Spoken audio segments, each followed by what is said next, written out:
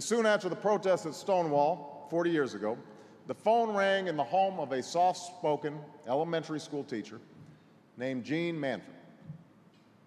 It was 1 in the morning, and it was the police. Now, her son Morty had been at the Stonewall the night of the raids.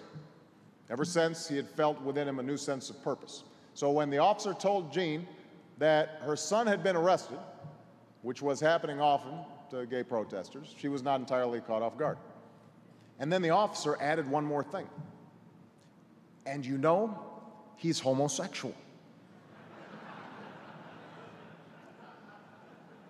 Well, that police officer sure was surprised when Jeanne responded, "Yes, I know. Why are you bothering him?"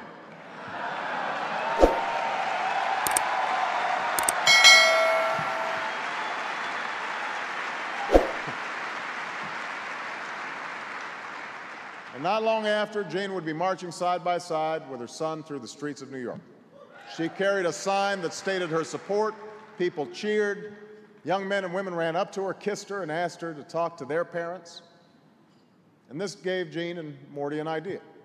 And so after that march, on the anniversary of the Stonewall protests, amidst the violence and the vitriol of a difficult time for our nation, Jeanne and her husband, Jules, two parents who loved their son deeply, formed a group to support other parents and, in turn, to support their children as well.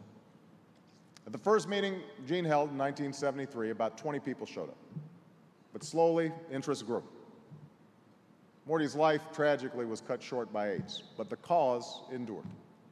And today, the organization they founded for parents, families, and friends of lesbians and gays has more than 200,000 members and supporters. It's made a difference for countless families across America.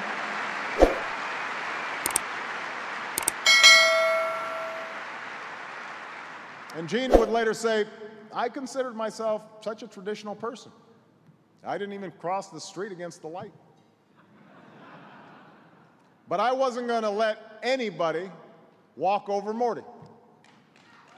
That's the story of America, of ordinary citizens organizing, agitating, and advocating for change, of hope stronger than hate, of love more powerful than any insult or injury, of Americans fighting to build for themselves and their families a nation in which no one is a second-class citizen, in which no one is denied their basic rights, in which all of us are free to live. And that's the promise we're called to fulfill, day by day, law by law, changing mind by mind. That is the promise we are fulfilling. Thank you for the work you're doing. God bless you.